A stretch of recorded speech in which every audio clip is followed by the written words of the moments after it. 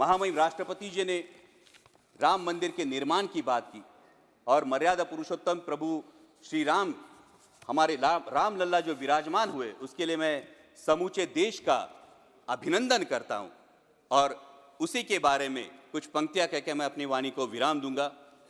अध्यक्ष महोदय, जब राम लल्ला की प्राण प्रतिष्ठा की बात आई तो किसी ने कहा बिना कलश के प्राण प्रतिष्ठा कैसे होगी, किसी ने कहा बिना कलश के प्राण प्रतिष्ठा कैसे होगी, किसी ने कहा जब चुनाव ही प्राण हो तो सोचो कौन सी प्रतिष्ठा दांव पे लगी होगी।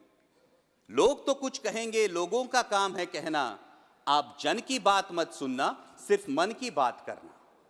फिर भी खुश थे हम 500 साल का सपना जो पूरा हो रहा था, हमारे अंदर का हिंदू भी पूरी तरह से जाग गया था। तो चल पड़े अयोध्या की ओर, राम लल्ला की दर्शन की आस लगाए। चल पड़े अयोध्या की ओर, राम लल्ला के दर्शन की आस लगाए। जो सामने नजारा देखा वो देखकर दंग रह गए। वो 3 मंजिलें, 400 खंबे, 32 सीढ़ियां, जय श्री राम का नारा लगाते हुए हम सीढ़ियां चढ़ने लगे।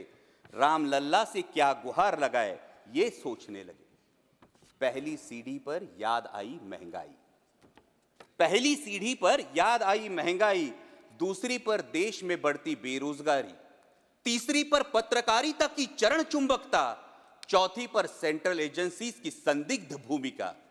हर सीढ़ी पर कुछ न कुछ याद आ रहा था, हर सीढ़ी पर कुछ न कुछ याद आ रहा था। कहीं 15 लाख का जुमला, कहीं किसानों का आक्रोश था, कहीं महिला कुश्तीगिरों की वेदना थी, कहीं सालाना 2 करोड़ रोजगारों का वादा था, कहीं बढ़ती सांप्रदायिकता थी, तो कहीं चुनिंदा पूंजीपतियों पर मेहरबान हमारी सरकार का चेहरा था। इस वास्तविकता ने झंझोड़ने के बाद भी हम अंधभक्तों की तरह चलते गए। होश तो तब संभाला जब राम लल्ला के दर्शन हुए।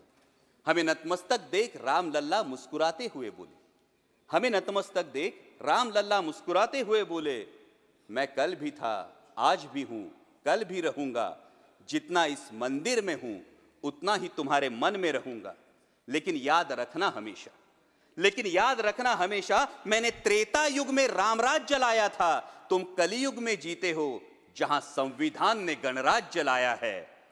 धर्म समाज का किनारा जरूर है, धर्म समाज का किनारा जरूर है, लेकिन देश एक बहती धारा है।